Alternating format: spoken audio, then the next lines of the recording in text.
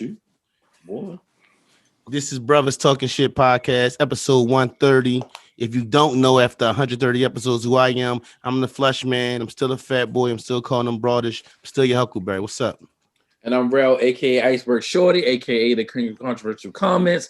I said what I said. I'm at where I'm at. And if you're going to talk to me about Tom Brady and don't say GOAT, I'm just not going to talk to you no more.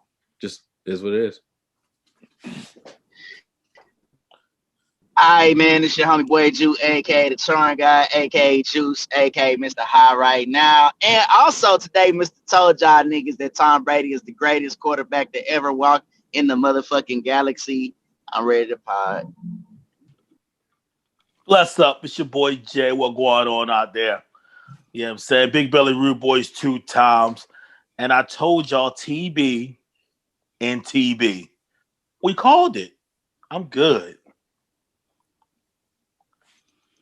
What's up, man? It's your boy JB. I'm here before 9. Tom Brady is a GOAT. But Patrick Mahomes is the GOAT T. and it's your guy, Cool Mike, aka Dr. Mike, aka the People's Podiatrist, and I'm also known as your favorite foot doctor. Yes. Coming to you with a group of men. We're known as some earth shakers. We are. We're known as some 40-acre takers. And we are a collective of generational curse breakers. We Definitely are the prophetic podcast because we be knowing. Yep. And we just some brothers talking some shh. With your cool ass. Hey, shout out to the GOAT Brady. Got to give it up to him no matter how you feel about him. Shout out to the listeners who've been listening since episode 1. Shout out to the listeners who just started fucking with us, episode 129. What's up? Let's go right to it, man. The Super Bowl just happened. I'm going to say this, man. I didn't think two tackles and a turf toe would have this effect on the football game, man. How'd y'all feel about the game? Why did you think that wouldn't have an effect on the football game? I didn't know it was going to have that much of an effect. Tackle. We're talking about the left tackle, the second highest paid person on any football team, and you move the guy from right tackle to his place, and you move the right guard to right tackle, and then you start a motherfucker who ain't never goddamn been playing to get before against one of the strongest front goddamn 7 in the NFL. Them motherfuckers are relentless.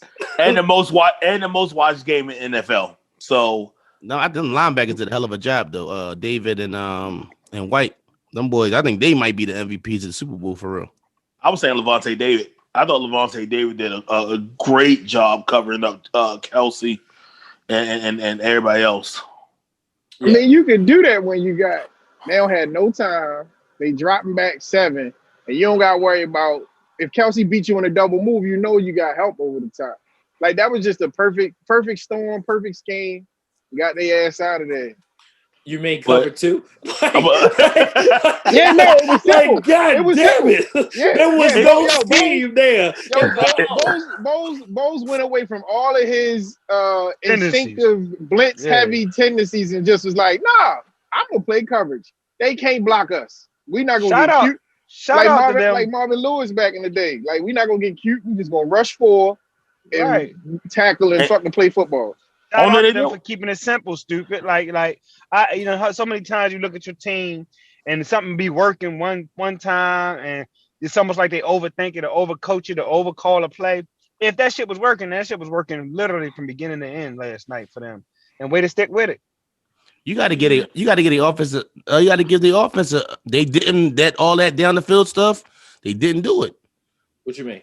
They changed up their game plan that they usually go with. That wasn't the game plan of Bruce Arians' game plan. That was definitely a Tom Brady type game that they played. None of you know motherfuckers ever won shit before. So why wouldn't you listen to the motherfucker who won 6? Right, but the whole twist throughout the season, the whole twist was this is our offense. This is we sticking to. That's the media, bro.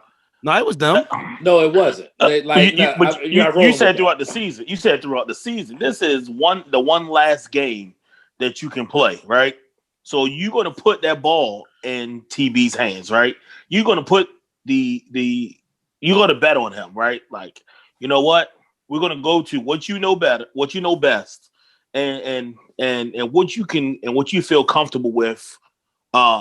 Because if you look at it, and they talked about it, that between him and Byron Leftwich, they had to come up with plays to get on the same page. And shout out to Byron Leftwich, because whatever he did and him and Tom working together, it worked. Yeah, bro. I go ahead, bro.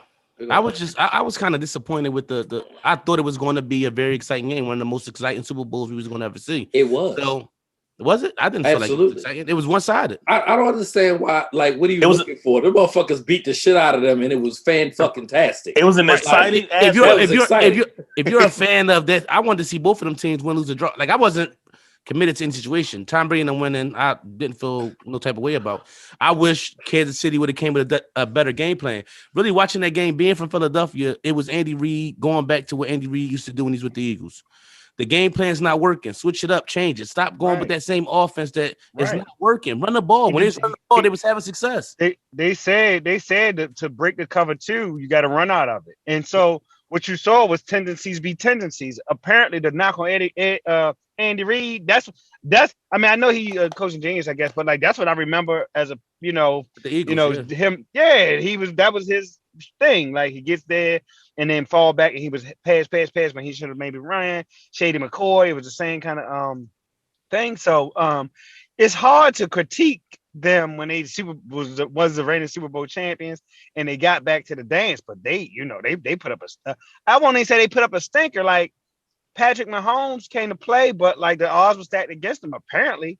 And again, Tampa Bay was just effing surgical down to the damn court. Listen, I'm not no Tom Brady fan, right? But at some point, just like the people know I'm a LeBron fan. At some point, people that was hating LeBron, you gotta respect what he was doing. So this is not the first time I respected Tom Brady. I actually respected maybe that Atlanta Super Bowl. I finally was like, oh, this dude, right? But like yesterday, he LeBron James, the thing with he GM'd the team. Everybody that scored was people that came after him, that came to Tampa Bay because of him. It's ridiculous, man. It's ridiculous. And he called it, seen it, and then somebody went live in the locker room. And they was like, where Tom Brady at? All he was doing was cleaning his bag out like this shit was week 6 or something. I said, this one is a machine. They said he was used to it. They said he was used to it. Wait, what else he gonna do? You've been 10 times. I got my 7th. I got my 7th ring. More Super Bowls than any other team in the league. Than any team. That's crazy. Yeah, that's crazy, bro. Respect.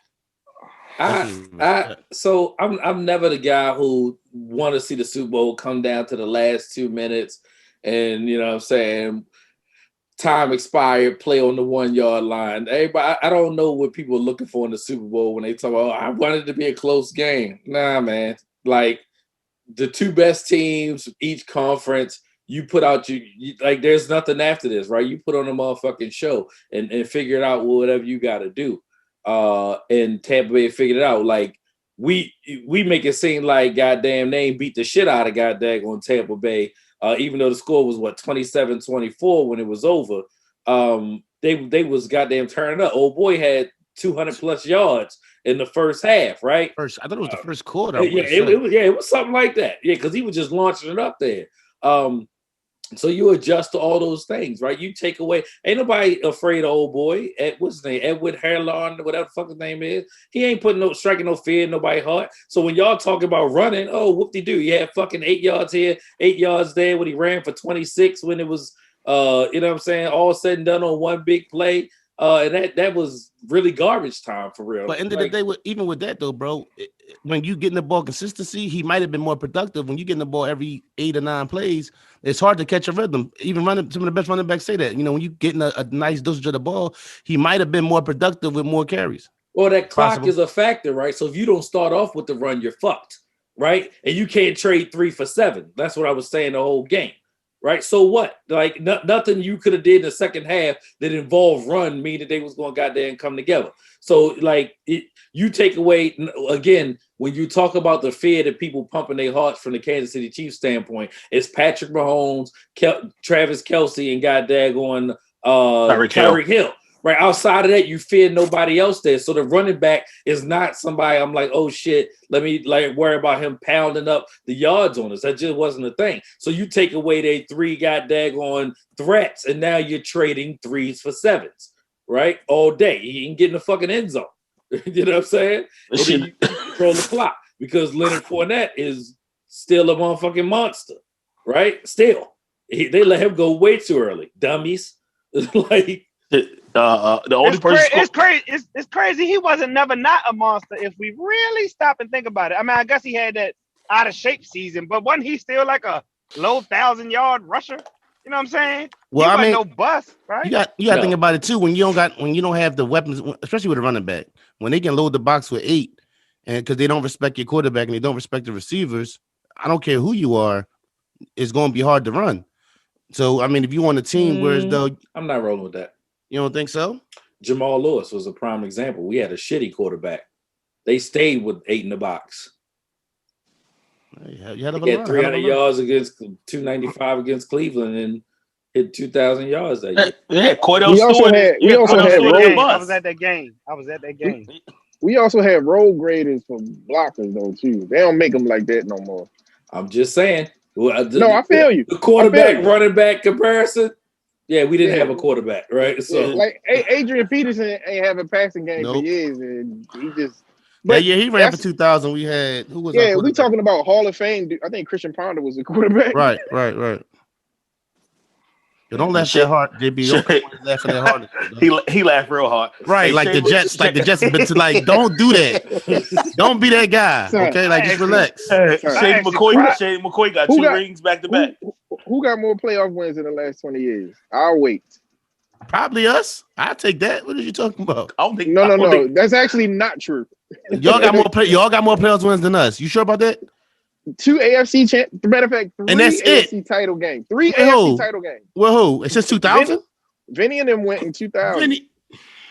They went. Yo, man.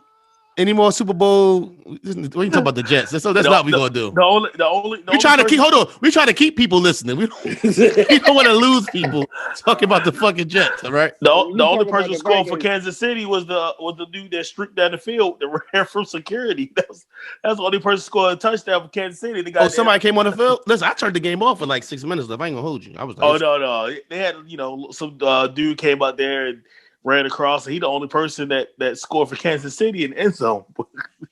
So Tom Brady, ain't nothing else to say. We already know he the GOAT. So how many more does he get? That's the real question. Like this motherfucker is loading up. They say they loading up. I don't want to call it till we see what the offseason look like. I'll say one more. I'll say one more. This shit over with, bro. This shit over with. I think this is great. I'm happy he won, but I really feel like this needs to end. I ain't mad at you. I don't know if but this is the NFL, bro. Injuries, all that, it's hard to repeat. When the last time somebody repeated? 16 years ago, I think they said. The Patriots. So I would say the Patriots. Juice, right. Do you want it to end if he go to Houston? Why would he go to Houston? I just see it like I think he's done enough, bro. Like I really do. Like I don't think will he come back? I don't know, but I think he's done enough. He got right on TV and said he coming back. Coming back. Yeah, he coming back. Yeah, he said at least 3 more years. What is there to prove? What yeah. There's nothing left to prove. There's it's better than 7, 8, 9, and 10. It's also better than 7. Why would you stop if you got more pliability than the motherfuckers? So half the people at that position because you change your diet and do all this dumbass, but that's not dumbass shit. Like, why would you stop if there's no real injury? Like, and I actually changed my thinking about this. Now, again, as a non-fan, I want my quarterback to win. So fuck Tom Brady when we playing him, right? But if I'm talking like life, why would you stop? Like, he ain't got no concussion shit. Like, right. Now no major injuries. I could agree with that. Fumble, I could agree with that. When Tom Brady fell on that, recovered that high snap fumble, I thought it was one of the most non-athletic best plays of last night. Because I'm like, oh shit, this dude is old as hell, falling on the ball. You know how that could go. So I'm sick of whatever, just from a Duke and Yankee standpoint. But like, I don't mind that it was Tampa Bay. That's some other shit, right? And if you still got it, why would you stop? I don't think you stop.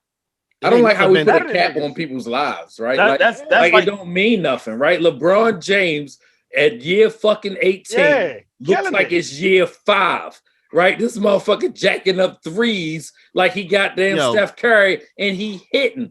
Tom Brady at 43 years old, it don't even matter, yo. He better than a lot of quarterbacks out here on a lot of other teams, and he keeps proving it. So when you say, like, what else is there? Like, why do we do that, right? We do it in hip-hop. We do it in sports. We're our own worst fucking enemy, right? I want to hear Hov rap at 60. You know why? Because I never heard a rapper rap at 60.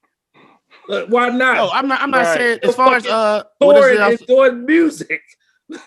Rolling Stones, we just put a cap on people and there's no reason for it, right? The injury. I agree with that. Well, he had I agree with that. I ain't mad. Yeah, listen, he 3 Super Bowls over anybody that's even the second person.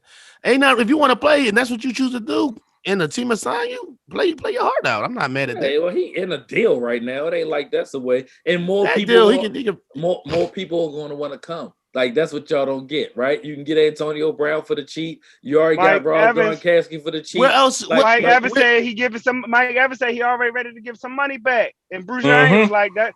God was like, God damn. Unless it's on defense, where else you going to put somebody at? Where's somebody going to come in that play at?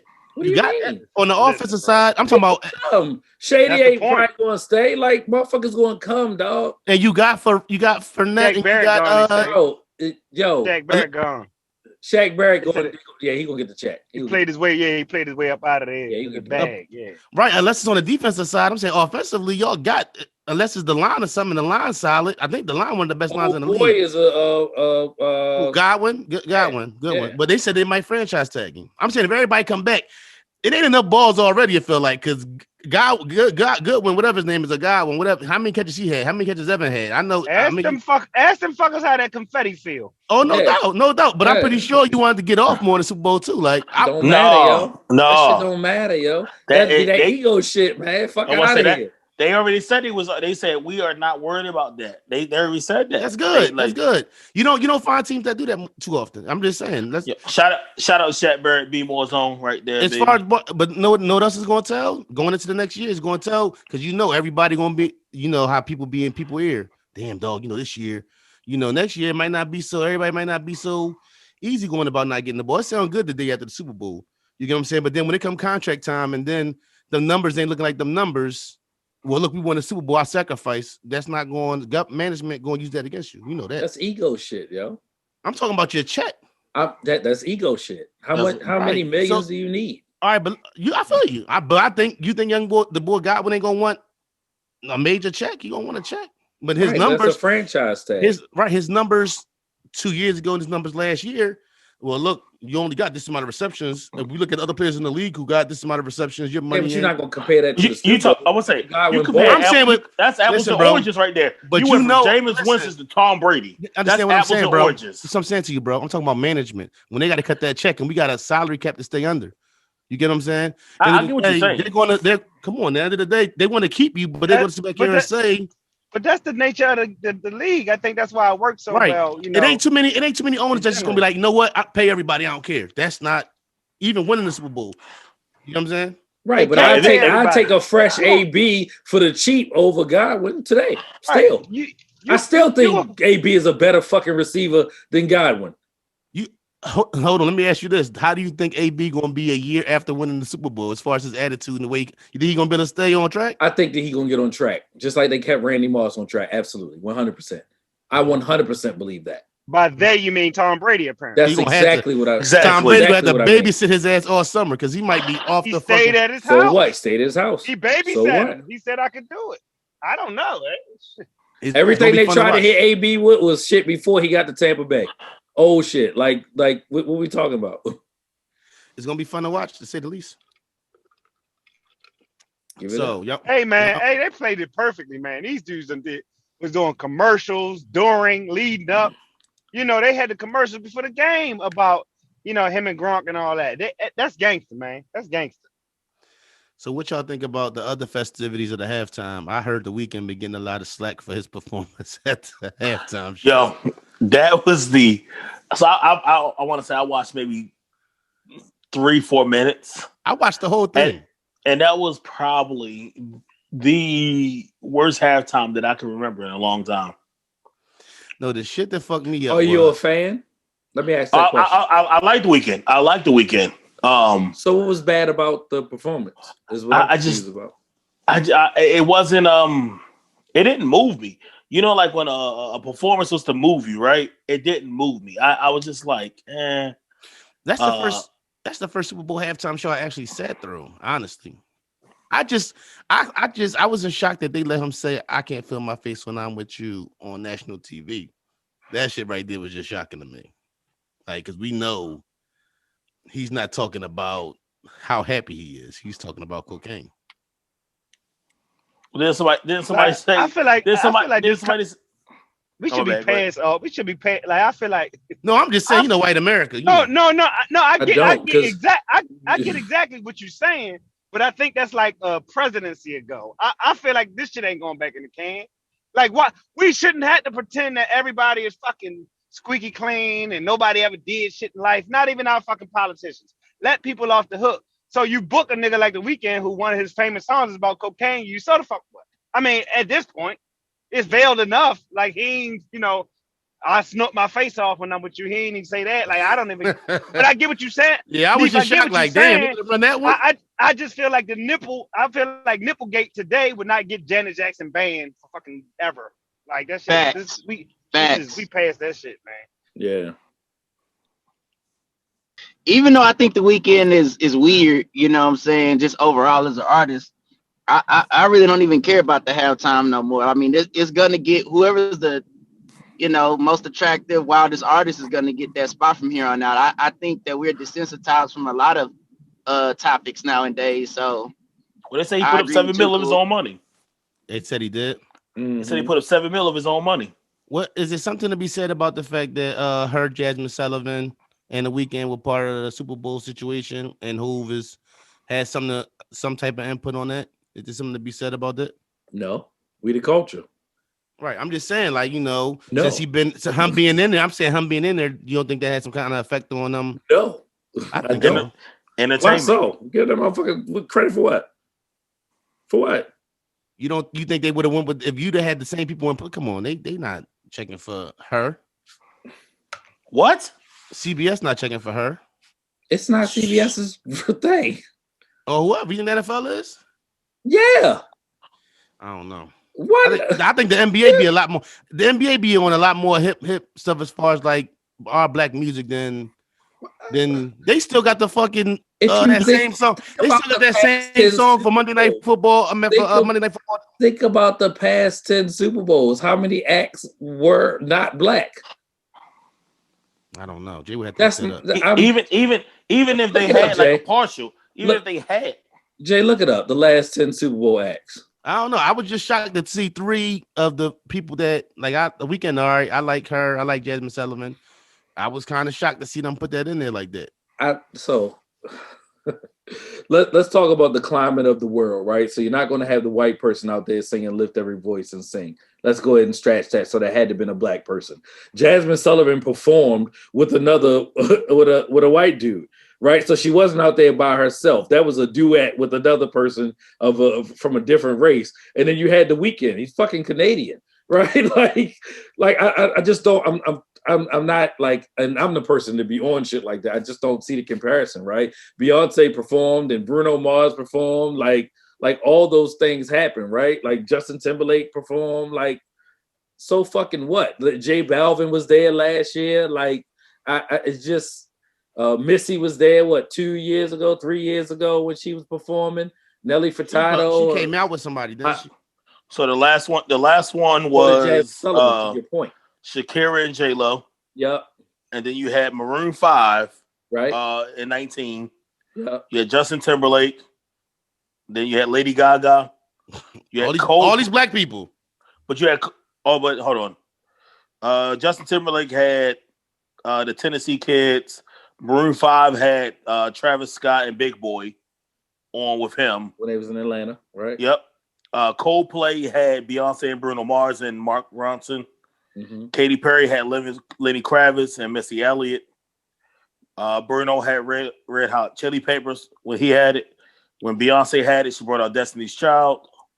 Madonna had Nicki Minaj, LMFAO, CeeLo Green. Black Eyed Peas came out with Usher and Slash. The Who, I don't know who the hell that is, but right there. Yeah, and then 2009. Nigga, you don't know who the Who is. Go ahead, I'm sorry. Go ahead. I don't know who the Who is neither. Yes, Juice. I don't know who the Who is. I'm young. All right. I'm old. I don't know who the fuck the Who is. 2009 is pretty much the last time it was in Tampa. They had Bruce Springsteen. Well, that's a little. It's not as black as you made it, bro, but it's a little bit. And then Tom Perry and the Heartbreakers was 2008. Are you good, Jay? We can stop right there, Jay. I appreciate you. And then 2007 was Prince. There's a little couple black faces. Yeah. Any commercials? Any good commercials? The Tracy Morgan one was good. I like that joint. The Rocket Mortgage one. Yeah. Maybe want to buy a house. That shit, yo, I don't know. Super Bowl commercials done watered down crazy. Anything with Drake is great. So I was enjoying the State Farm commeral. That shit was funny. That joint was good. That was hilarious. That was the best one, probably. Because Drake is a fucking outstanding actor. Right? Definitely, that's definitely his lane. That's his lane. I like that. That's definitely his pocket, and that shit is hilarious. Yeah, definitely. All right, where y'all want to go? Y'all, was we doing this? This ain't even funny. I'm sorry. The man and woman killed in Pennsylvania over the shoveling situation. The reason I laughed is this not about the situation, because I really didn't believe that it was real. Like, so when I seen the video, I'm like, yo, is this shit real? Like, that shit was crazy, man. What y'all think of that situation, man? Can I get a real rundown of it? Like, I tried to see as much as I could in the text message, but it was difficult because I was confused. It just sounds so far-fetched that I'm kind of lost on it. Yeah, so I guess I good. You want to go, Flush? No, go ahead. You got it. Oh, okay. Whenever you talking, I just let you know. I want you to go ahead, talk. Go ahead. So to give context of it, right? The video basically starts off and they're arguing. It was said to be over snow. This happened a week ago. It was last Monday.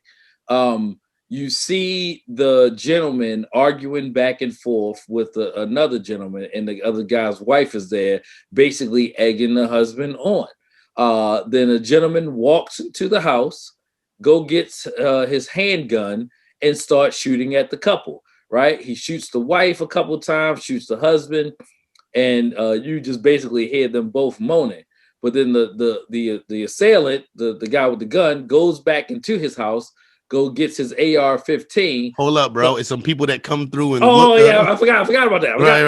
Right. So I guess some other neighbors come by to go check on them, and then you see one dude look up, and then he books it. And I said, oh, this is never good, because self-preservation comes in the role. You're like, you're not gonna fucking shoot me, right? So as you see the guy walk down his driveway, he stands over the wife, talks shit to her, pull the trigger twice, kills her, then walks over to the husband, says, who's a pussy now, and pop him 2 times, then goes back in the house, shuts his door, and proceeds to kill himself with the gun. So double murder suicide is what happened last Monday in a town in Pennsylvania over some snow. It probably was a lot of stuff going on over the year, and this just was the one where you cut the motherfucker off his goddamn mental health meds, or this was all I can stands and I can't stands no more situation for that man. I watched it and I couldn't believe what I was seeing. Just like you said, it was far-fetched. I watched the video like 4 times because I just could not believe what I saw. So I saw it and then I paused it and I looked down and it said double murder suicide, because I was like, oh, they must have died at the hospital. No. He came back out there, went and got another gun. A bigger gun. And finished him off, right? Like, that shit insane. Man's bopped off on his wife. Like, gosh, where did you get shot? I think he said to her, I wouldn't be back out here if you'd have shut the fuck up or something. I think he said something similar like that. Because she was still talking shit shot. Like, I don't get it. Yes. I don't get it. Over some snow, yo. Like over. So wait a minute. I have to ask this question. I know this is very unfortunate time for me to even start this issue up, but so basically, are you telling me that the wife egged all this on? She was a part of it. Yeah, well, I mean, he was talking shit too. Don't get me wrong. That wasn't like he was quiet. No, they were both doing. So what exactly? It was two men arguing because I don't want to trigger alert. It was two men arguing. All right, but like about 5 seconds into it, she interjects herself into an argument by also then arguing with the man, right? Mm-hmm. So if I'm being honest, and if we talking husband-wife shit, man-woman shit, she should have not said nothing. Right. She should have been like, honey, come on in the house. Right. And everybody. Right, you got to de-escalate. Everybody would have been living. Yeah, like it's okay to de-escalate some shit. You know what I mean? It's okay. Right. And that's how I want my woman to be. I want my wife to be the kind of woman who doesn't add more fuel to the fire, who would pull me away, babe, come on, let's go. You know what I'm saying? I'd rather have my wife be that way than to be the kind of woman who adds fuel to the fire and continues to, who makes the situation worse.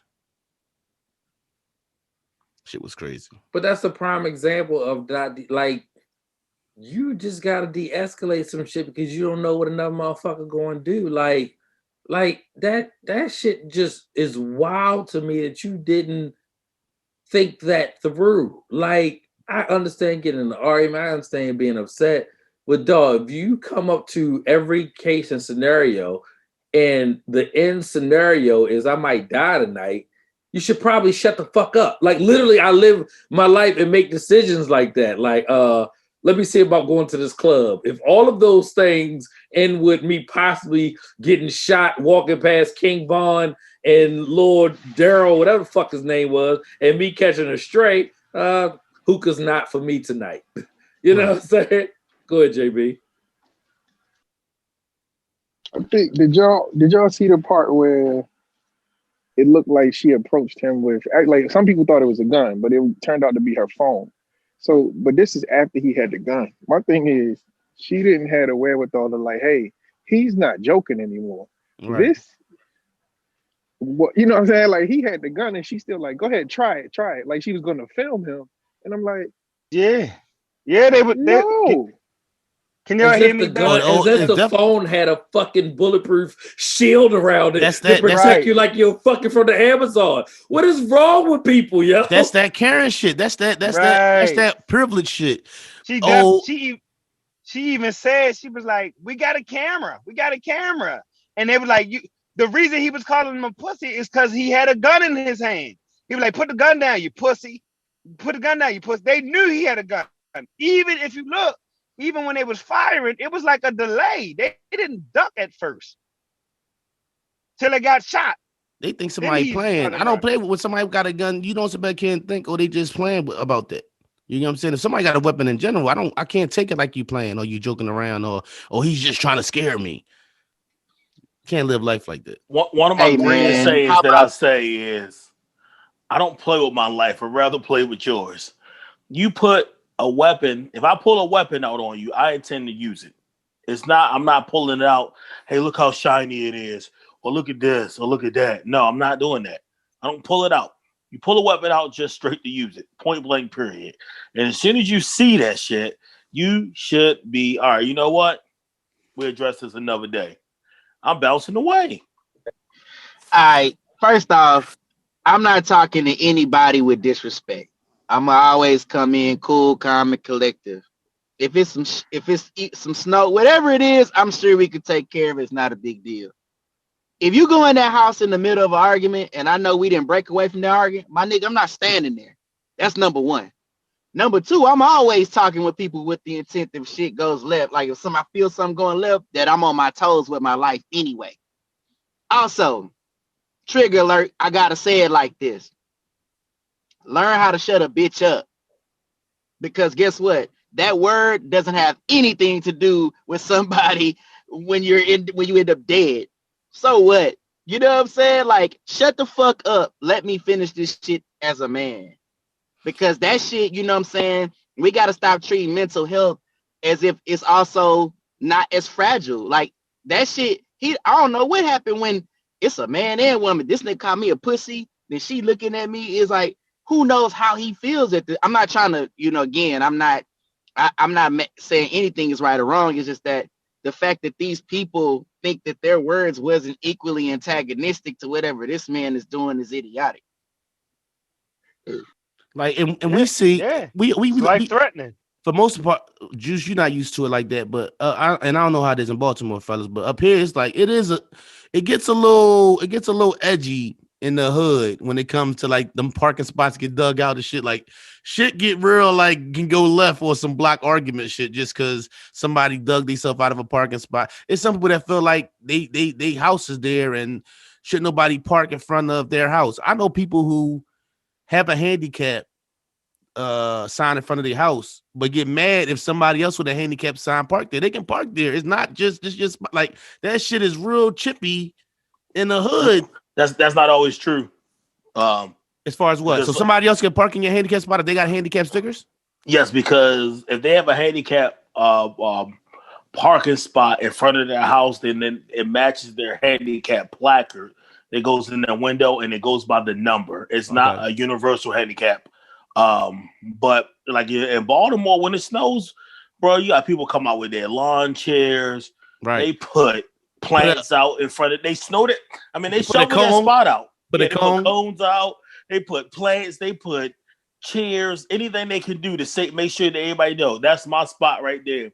And like you said, boy, take that spot if you want to. After shoveling. Let me ask y'all this: if you shovel out a spot, do you feel like should nobody take that spot? If you were the one to shovel out a spot, do you feel like I shoveled out that spot? That's my spot. Most definitely. If I shovel a spot, I'll put the time in here. One, to do this. Two, I'm putting some type of ending some markers down to let you know. It's just like when a dog pissed and say, "Hey, I've been here. This is exactly what I'm doing. I'm cocking my leg up and saying, yo, this is this a public spot or is this a private spot?" No, it's a public spot. It's a public spot. Oh well, you just shoveling out for somebody else to get into it. No, but that's the no. You know what? Nah, that's why I'm asking. That should be Juice. That should be real in the hood. I know it do, but I'm just saying, but damn, it's real in the suburbs too. Obviously. Yeah, right. Listen, my pop used to leave a cone in front. Like it wasn't even snowing or nothing. My pop used to move his car and put cones there, like, and be ready to rumble somebody if they parked in this spot, like, because that motherfucker get out and move your cone. Like, ain't nobody going through all that. I think that shit tacky. Like, I don't fuck with that. Like, it's a public street. You ain't running up on me about no fucking spot at all. Like, I deal with that shit on my block. And I be giving motherfuckers. I ain't gonna get to the point where I'm gonna let it escalate, but nobody owns the fucking street. You know what I mean? Unless you got a driveway. Like I got a parking pad. If I don't feel like fucking backing in the middle of the night, I'm parking on the street. You know what I'm saying? Like I got a neighbor who gets out every day, like it moves his car close to his house for no reason. Yo, I know an old head on my old block. Him and his wife, he will pull his car out, make her move her car, and park her car in his spot. So his spot is always there. Like he's a lot. Like you about to go somewhere. He goes through all that to go to the market real quick. The most. That shit is. You know what's so funny? My bad. No, you go ahead, Juice.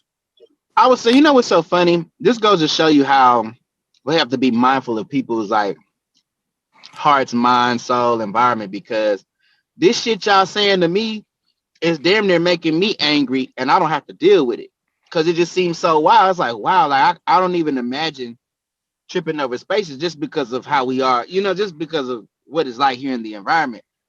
So that's just wild. Like, but as I'm listening to it and I listen to the tension in it, maybe I can see how a motherfucker would get mad. It's like if it's taking that much time, you have to be that mindful of a space, of a parking space, then maybe that shit really does matter. Like, and I ain't gonna hold you. I'm not saying it doesn't matter, but here's the question that I come to in every decision that I make: is it worth my life? Right. That's my point. I'm not saying it don't matter. What I'm saying is the end result. It ain't worth that for sure. Death of me, the extinguishing of my life, the fact that I got to pay my kids all this money that I don't want to. Right? Like if you can answer yes to that, then you go. Like everything, every decision I make, I have to decide if it's worth my life. Like every last one of them. Seriously. Yo, I'm gonna tell you what pissed me off yesterday. Was yesterday snow yesterday? Yeah, yesterday. So we had went to the market real quick, man. It got something, whatever. I had shoveled out our driveway, whatever, like that. They fucking what's the name of the block? They plowed the block and fucking had my driveway the fuck back. And then it was that wet, like, you know, when you shovel the snow is different. Yeah. That slush a whole nother heavy. Yeah, that shit heavy. Yeah. Yo, I ain't gonna hold you. I'm like, these motherfuckers. I'm mad as shit. Shanti in the car, like, oh, it's gonna take a second. Like, no, this shit slush. Like, this shit about to be a motherfucking bitch shoveling that shit though. But I mean, I can understand the anger of it when you get out there and you do it. I ain't tripping off. I'm glad I got a driveway. I ain't gotta go through that kind of shit. Right. That's what I'm telling you how deep it is, yo. So at the house in Texas, it was like, you know, a whole block of homes, right? And it's a whole neighborhood, motherfuckers within a little. We had a little bit of land, but nothing. You know what I mean? For real. And the people across the street had about 10 cars, right? And it's a public street. But then you're like, oh, why they parking in front of the house? That was, you know what I mean? And I'm like, this is a simple fix for me. Fucking move to a neighborhood where this can't be an option, right? Like, yo, it's a public street, right? You just think people have the same courtesies as you do, and they don't. But you know, because it's like it's I got a fix for that ass, right? It's a chick that on our block. She parked her house like 8, like your house like 6 houses down. You park your car all the way down here. Be like, why is this your car all the way down here? Like, I don't be tripping off it. I just be like, yo, why don't you park in front? And I had somebody park in front of my mailbox one time. My mailbox, like, yo, listen, look, my father-in-law was like, yo, this your car? I'm like, yo, I got it. No, hold on, I got it. Yo, this your car? Yo, y'all need to move that. I got my homeboy and them moved. They bought a house. And they neighbors pretty much parked in front their front door, like still, like it's a problem, but like it's a lot of layers, and I won't even say their name, so they don't want to ruffle no feathers in the neighborhood. But like in front of their house, and it's crazy because all they got to do is scoot up a half a car, and then they're in front of their own house. It's real weird, but it's like, you know, it's something to it. But we had some chat stuff. I ain't even gonna put that out there on here. But people do fight over parking spaces, man, and it get wild. You know what I mean? Get a little. I might even have to say something about that though. Like if you right in front of my motherfucking, I don't know, I'm weird. Like you right in front of my fucking door, but I know you can scoot up in front of your shit. We gonna have a problem about that. And your door sitting there wide open, like it's bad. It's bad. Yeah. I'm on whatever you want at that point. I think it's worse than when you living in a community with HOA, right? And somebody do that, then what's HOA, bro? Homeowners Association. Yeah. Okay. So, you know, I lived in the HOA before, and you know, as you say, you know, you think people have the common courtesy, like, oh yeah, I'm gonna park right here. No, people want to block you in, or whatever. So it just comes down to respect one, man. But shit, in the HOA, they'll probably have a rule against that shit and find somebody doing that. Yeah. Yeah, that's some real shit. Like, yeah, as much as people hate, like I know HOAs can be some shit, but then they keep a lot of bullshit out the way. Yeah, keep a lot of bullshit out the way, right? You know what I mean? First house in Texas, motherfucker lived across the street, shit was trash. Like, that's what happened when you don't have an HOA, right? Like, I'm not anti-HOA at all. Keep your grass nice, keep the bullshit away. Like, yo, the bull is a bull who lived to the right of us, but his house faced the other block though. And his back be crazy. Like, and then they came out and I guess they told him to because he wasn't mowing his lawn or whatever like that. About, man. Right. I know you're talking. Yeah. Right. So I'd have been there and caught the situation like, oh, this motherfucker cut this grass. Yeah, he mowed it and then didn't mow the back. Like his shit be looking bad in the back, yo. And that shit, oh my god. That motherfucker close, bro. Like, yeah, that should be drawn, man. We gotta do better. Let's talk about the CEO of Amazon. He stepped down, man. What's that about, man? Y'all give me this, man. How y'all feel about this? Don't seem a little crazy? No. I think it's gotta do something with alimony, right? What do you mean? He bought her out. Oh, did he? Oh, okay. I didn't know he bought her out. So never mind that. I'll take back my previous statement. That don't mean nothing. His worth isn't based around his position. Like that don't mean nothing. Right. It's based in stock. Most CEOs take $1 salary a year. Yep. Like that's the norm. So stepping away is motherfucker. I've been doing this since 1996. I'm tired. I'm just tired. Yeah, like it's a long time. That's a long because you know how people get to talking. Board seat and step away, yo. Hey, it just fake news, right? Good conversation. Ain't nothing really to talk about, yo. I mean, we gotta understand too. So like, it's a position. He founded the fucking company. He's never gonna not make money. Him hiring someone else or them coming up with something else has nothing to. It's a public company. You know what I'm saying? This is some shit.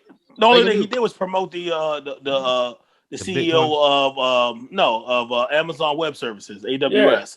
Yeah. He promoted them and they went up. So it's the same. You know, excuse me. Somebody's been in the position of CEO just of AWS, and now they just slide on over. It's under the same umbrella. Exactly. All right. So they ain't gonna miss a beat. All right, solid. That's light work. Yo, man, we ain't talk about this last week, but what's this whole? I need it broke down as far as this whole GameStop situation, man. Yeah. What? Yeah. I don't know what was going on with that. All right, so go ahead, Juice. So I don't know the details. So for anybody that knows that wants to comment and talk to us on the podcast, please let us know. But from what I gather, it's pretty much like this. I guess this has something to do with like people shifting how people buy through word of mouth. So I guess on Reddit they organized in such a way to don't put so much money in the GameStop, or I guess raise it up, to affect the way it was priced at. And before people could sell, it, because they made it like a very valuable stock. Correct me if I'm wrong, but I guess, Robinhood, a digital platform for trading, put a stop to it, like basically shut the market down. And not only just them, I guess other little companies or platforms did too because of this. Some hedge funds were involved. It was a lot of shit that the big boys do all the time. However, the little average guys have figured out how to do it, and then they went ahead and, I guess stop some shit from, being sold, or they shut markets down when they shouldn't have, or there's some fucking, issue with them doing it. But I don't know if it's gotten resolved. I don't know in fact, I need to be more informed about it too, but I pretty much understand the gist of it. And GameStop was trading at less than $5 in August. People started investing into it. There was a group on Reddit called Wall Street Bets who found out that hedge fund users were shorting the stock, right? When you talk about big investors, and then you have retail investors who would be people who purchase things from Robinhood and Stash and even Cash App you can invest in, right? TD Ameritrade, right? Things that you can do manually without having a stock broker or someone in that realm to do. That's what they call retail investors. Well, at this point, the retail investors went for the win, right? And then you have all these bigwigs that say the retail investors never win because the market is controlled by all this old money. I would say slave money, if I'm really talking about it, that they have been doing. It's the same thing that happened to the financial crisis of 2008 with the housing market, right? They started giving out these subprime loans. And when that took place, people literally started getting the houses and couldn't afford the interest rates because they was ballooning and bubbling at, 24 months, 36 months, shit after that. So the market crashes because people can't afford it, right? It's all subjective and not real. Robinhood couldn't allow people who had $200, $300 to go in there and make $2,000 and $3,000 based on the way the price was pumping, right? So if you had invested like $5,000 January 13th, by the 27th, 28th, you'd have had like $76,000, right? That's a lot of money to infuse into people's pockets that never had anything. And the thing about rich people is they don't want everybody to be rich, right? It'll fuck up the system. So economics is a very tricky thing. And when you give somebody the power to do something in the palm of their hands, it changes the world, right? I invested in crypto a long time ago. I got in the crypto game in like 2016. So the thing that everybody is talking about now, I bought it in 2018 and haven't touched it since, right? Like I spent less than $100 on some shit that in a couple weeks might make me 90 grand. Like that's the reality of it. I didn't know what the fuck I was doing. I was literally brokering all the crypto sales for everybody at work, right? And I didn't really have any knowledge of it. I just saw the price of it. Like I told Cool some shit yesterday. He looked at me like, "Oh, word," you know what I'm saying? Like, because that's what literally was happening for us. I was just learning and educating myself through a process of something, and it's funny because you couldn't even do it on Robinhood when I first started. So I bought some shit on Robinhood just cause to test it out. And I mean like nothing for real. Like $6 worth just to see if it would work because the things that I had to do when I was buying crypto was crazy. The place that I bought it at is not even an exchange no more. Right? There's some shit in the fucking Netherlands that don't even exist. You can't even go to the website. But I used to fuck with them too. Cryptopia? Yeah, I had Cryptopia too. Yeah. Like even when I first bought XRP, it was a whole thing, bro. Like we was just trying to figure it out as we went along because what's that one movie that the dude I forgot where Quincy is in it and he said something about buying Bitcoin. And like that's when I first got interested in it. And I was like, I don't even know what this is. Dope. It is dope. Thank you, Juice. It's exactly what the movie is, right? That's when I got on that shit too. I was Shy like, Meek, right? Is that his name? Yep. Shy Meek. Right. Yeah. They was and Q was talking about it, and I was like, But by the time I got to it, Bitcoin was already taking off.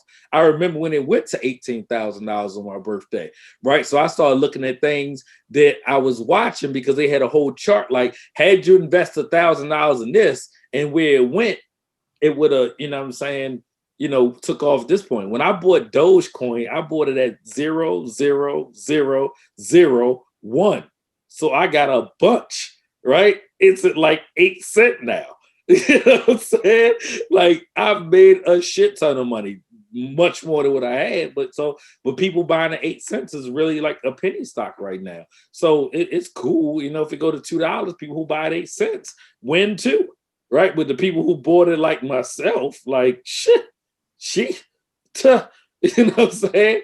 Like I'm cashing out at $2. Fuck you, because shit. That's why he's the president. Yeah, keep telling y'all, man. So I mean that's a lot. You know what I mean? Jordan put me on some penny stock. Life got busy and I even forgot about it. And you know what I'm saying? Shit's cool. You know what I mean? You can do it if you know what's going on. And the problem is the information is there. I shared that with the class. Like, yeah, he did. That shit went up 100% today. Like, yeah. If you would have put in a band, you probably would have walked away with some retirement money today. No, I'm not even. I'm literally not bullshit. Like that shit went up 100% today. I'm sick. But that's the thing, right? Kodak went up when the president said something about it last year. Like you just got to be in the right place at the right time. And no, I'm not even on Reddit like that. But had I known, I would have invested in GameStop too. And we'd be having a different conversation offline today, right? So I say this too. I think it's what people are starting to realize is how much influence matters. Word of mouth matters. And this is something that, just to get a hold, this is why inside trading is a big deal. Because just to know what's about to happen, just to know what's gonna affect the pattern is the value. So now information and understanding of things is much more vast than it's ever been. This is why, when I was a kid, nobody was talking about fucking stocks. Nobody was talking about investing. Now this is a common conversation, especially amongst Black people. Like, hey, did you know about this? Making us go read and understand. So just like you, Real, I heard of Bitcoin first, I have to say around the time it come out from this nerdy nigga in the Navy. I ain't gonna lie. I heard about it, but it just didn't make sense. And this might have been 2010. Like it was really early on, but the whole concept was kind of there, you know. But again, I heard about it again in Dope, and then I understood it more. And I was like, okay, I'm interested in this. So I feel like we should all really get interested in investing. But again, the thing is look at what we're doing right now. We're swapping information. So now I'm interested because I'm in crypto as well, but not as heavy as you are, I'm sure. And I need to brush up on it. But like just looking at crypto, the conversation, even with crypto over the last 4 years has really changed. Because, you know, remember the market was so volatile. We don't really understand it, blah, blah, blah, blah, blah. But now it's like, okay, no, this thing's about to kick up even more and make more sense as time goes on, you know? So this is brilliant. No, I agree with you, Juice, because, you know what I'm saying? I had a meeting last week with two of my boys that I met, and they were in the Navy, but they're big into stocks and stuff like that. And we met up at the Shakey's, and literally we're sitting here. Shut up. I don't hear it, Flush. I'm chilling, bro. We're literally sitting here, and they're explaining to me, because you know I'm a freshman in this. I don't know what's going on, and I never really been taught it. And a lot of us don't get taught it, depending on where we grow up. But you know, I'm thankful that I got big brothers like the ones on this podcast and other people around me that's going to teach me and guide me towards the way. Yeah, and that's the beauty of it, man. So again, like I said, I had ran into it, and someone said it to me. A shout out to my bro Ivory when we was at work. He was like, "Yo, what you know about this?" And I was in a little investment group on Facebook, and I got real interested in it. And like, you know, so I just did it, bought it, and left it alone. Right? You know what I'm saying? My shit in a cold wallet in an undisclosed location right now. You know what I mean? So it ain't nothing that anybody can touch. You know what I mean? If you're hearing this, don't come here because I ain't got it. You know what I mean? So, you know, it's in a hidden spot, you know what I'm saying, locked away for safekeeping, but it's there. So when I got access to it, you got access to it. Yeah, scammers and robbers, and I mean not in the state, so not where I'm at. Right? Just in case you hear my voice. But no, on a serious note, man, I started doing better financially, and I didn't put any more money into it because I had other focuses in my life, right? So for me, like when Bitcoin went down to $4,000 and $5,000, it hit $18,000. Like even people who bought whole Bitcoins then are winning now. Shit's trading at $45,000 right now, right? So if you invested 10 bands in there, right, you have well over got that going 120. Yeah, almost $130,000. So you know, it just matters, man. I never liked Bitcoin because it costs so much to fucking move. It take up a lot of power, like energy, electricity, like for real. So I started moving with Ethereum, right, which is the second most high traded crypto around. Then you got Tether, which in third right now. You got XRP, which I really like the movement and what they stood for. So that's what I always been on, right? I've been the XRP Ripple guy for forever, right? I think me and Juice had a conversation about it a long time ago. You know, so. Yep, I got me some XRP right now. Yeah, so it's good shit, man. Only on the Brothers Talking Shit podcast can we jump in that bag. Stop playing with us, man. All right. If you notice every podcast, Cool says a lot of things in his intro. But one thing he says that's definitely the truth. All of it's the truth. Don't get me wrong. But once again, us being the prophetic podcast that we are, here we go again.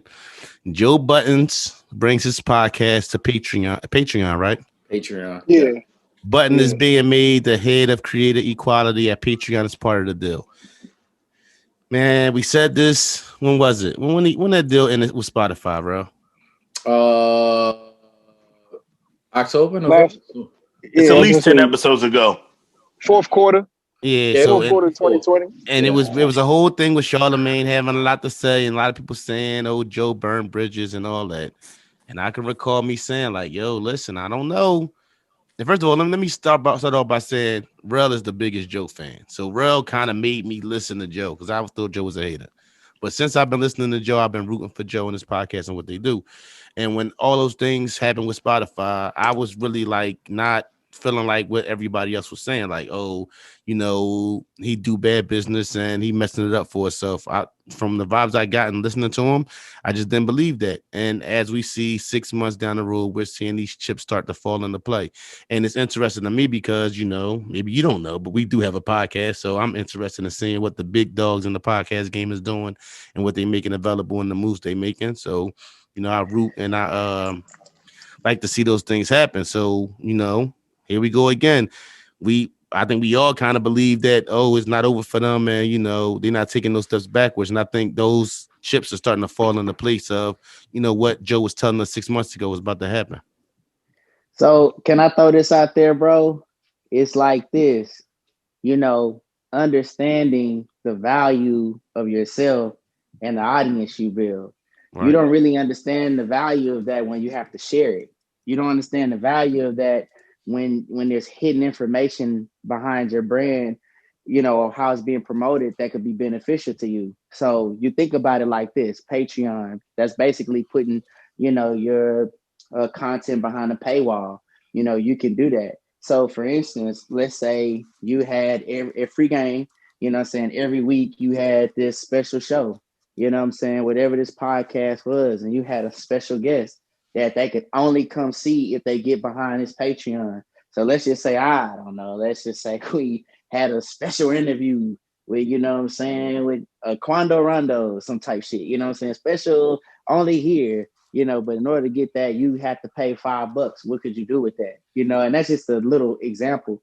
This is just where the content game is going, because you have it's a very direct to consumer market right now. People almost expect that. So on the big level, we see it as Joe, like, hey, look at what he's doing. But so many people have done this and been doing this and scaling it up. So I think this is major.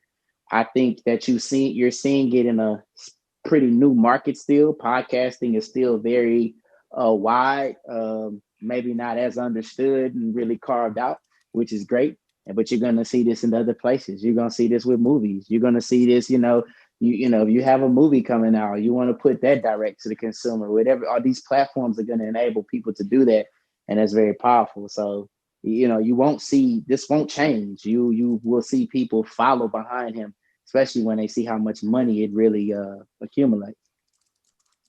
So I do have a question, because just inquisitive, honestly.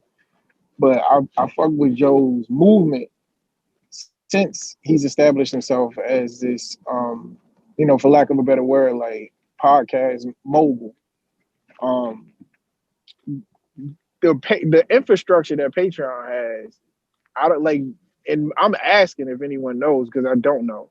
Will, like, with the following that Joe has, with the brand that he's created, does the infrastructure of Patreon will, like, do we feel like it has what it takes to sustain, or him being in charge or empowered the way that he is with that position, as well as being a content creator, will his influence in the change of the regime, do y'all foresee like Patreon growing? Because to the listeners who aren't familiar with Patreon, it is primarily paid and subscribe service. Well, not primarily, but that's one of their business models. One of the Patreons I subscribe to just is a gentleman named Kian Fay. He's a football quarterback. Well, he's a football guru. He kind of breaks down games, play-by-play, tactical, whatever. And you subscribe to his Patreon, like $2-3 a month or what have you, and you can get access to the content that he provides. Now, I don't know if Joe is going to follow that model, especially because of how consistent his content is and how accessible it is without having a direct paywall. Of course, like, you have to have Spotify, SoundCloud, Apple Music, whatever. Subscribe to any of those. Prior to, you have to subscribe to any of those platforms to get the content. I'm interested to see what direction he's going to go in to maintain his listeners. Well, for now, you want to do that? I got it. Okay. I want to explain something a little bit about Patreon though. Like, so because it's built in that manner, Jordan, it's not a bad model because it's basically built off every. No, I literally just. I don't think it's bad. I just it's only going to grow. It's only going to grow again because of the direct. Go ahead. My bad.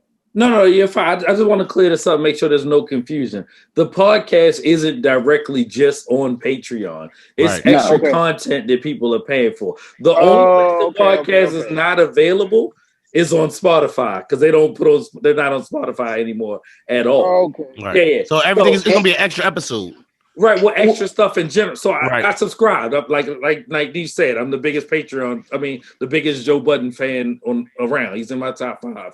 If you don't know, for rappers. So that part I wasn't clear. So can I jump out there real quick? Yeah, go ahead. So Real just proved what I was about to say. It's for him. That is for him. And the core fans that you have, what you allow for them for being who they are, is you give them goodies that they can tap into. Next, it may be like, let's say if Joe's coming to the city, Real may have this is when you even sell the package even more. Real may have dibs on those tickets before anyone else. Yep, like this is where shit's going. So it's like you're still making things accessible, but it's the Clubhouse effect. It's exclusive, like it's invite only. How do I get there? I'll pay to get there because it's a happening place to be. So I mean, it's not gonna lose, bro. It's raw and uncut. It's the raw and uncut. And what you got to, I think it's a win because from what I've learned, because I wasn't following it, early on, he's been trailblazing with social media just in general. So he's always been ahead of the curve in these situations. If you look at the Complex situation, he was there. He had it popping. When he left, it wasn't quite the same. You look at Spotify, when he was there, he had it popping. Before everybody else got there, he was there. They underappreciated him, and he left, and there's rumblings. Patreon, I guess those guys are smart enough to see, listen, we need to have this guy. He knows something about something. This is the kind of guy you need, leading the movement or in charge of this category or whatever we got going on. It's not. Makes sense. And you absolutely right, Neef. It's not even that. It shouldn't even be that hard.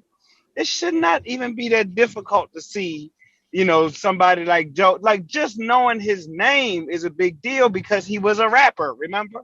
Right. So these ones that make it past and revitalize, reinvent themselves in other arenas are baby or big geniuses. Your 50 Cents, you got to put Joe Budden in there just because you still know his name for a lot of different reasons. So it's going to age badly, man. We predicted this too. It's going to age badly. I get it. The iHeart, and we're going to root for every opportunity, but like ownership is different than getting down with big corporation and kind of cracking the door versus like own the corporation, own the building, and the door wide open. Can't nobody cut the lights out. None of that. You know what I'm saying? That's right. That's evidenced by the whole Nick Cannon going back to Viacom thing with the Wild 'N Out joint. Like, so this whole Joe Budden versus Charlemagne is not going to age well for Charlemagne. And if you ask me, and it can have equal success. They can have equal success in their spaces, but one is going to get paid more than the other one. And we know what that's going to look like when you own it. Yeah, can I give some context to that, right? So they have a Discord channel for the JBP network from Patreon, right? So they got 3 different paywall levels. I think it's like 5, 15, like 25 or something like that. Let's say the average... Get the listeners what Discord is, right? Everybody might not be familiar. Yeah, okay. So Discord is basically another form of social media. You can I'm in a Discord group for like sneakers and stuff like that. It's basically a message board where you can kind of do stuff, right? I would Twitter almost, I would say. If I'm explaining that right, I'm new to Discord, fairly new. Like I said, I did it for my sneaker habit, and I'm a part of a couple different groups in that way. And the JBP is on there now as well. There are 302 people online right now. What do we 5x, 10x that number and just kind of put the math to that, right? If the average is $17, $18, we talking about $60,000 or $70,000 a month. You know what I'm saying, going into that operation and that organization, just to kind of put it, in the grand scheme of things. It's 301 people online right now communicating on a message board, right? From Joe I'm in the Sleeper. They got General, friend of the show, Paparazzi. We got Sleepers, Money Bags, and then the Steam Room. Like, I got on a Discord a year ago to as a part of the study group I was in for my certification, and it, like Rel said, it's kind of like another social media type joint. Pretty soon, Joe Budden is gonna be like, yo, Joe Budden used to rap, right? That's how it's gonna be pretty soon. Pretty soon, Joe Budden's gonna be more known for everything else that he does than rap. It's gonna be like, yeah, Joe Budden, did you know he used to rap? That's how shit gonna be in 10, 15 years when these young bucks, they not gonna know Joe Buttons for Pump It Up. You get what I'm saying? I think he's gonna be one of them guys who's gonna be more known for what he's doing outside. They don't know him for Pump It Up. They don't know him for rap. Yeah. Right. I'm just saying. Well, it's really gonna be a thing like, oh, Joe Budden, like, he used to rap, right? Like, I think he's gonna be like a household name. The way he moved with stuff. You're definitely right. These kids ain't no Gilly the Kid used to rap, and so it's definitely gonna be a thing. Mm-hmm. Right. Y'all seen this Lil Uzi Vert, the $24 million diamond he put in his forehead?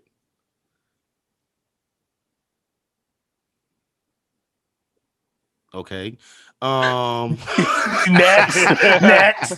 Brother, not talking Hey, I had to say it. I mean, it's there. I seen it. But I'm tapped in with that stuff. So like Sauce Walker kind of did it it's been done, but Sauce Walker out of Houston made a big deal about the diamond he put in his face, what I think was $250,000.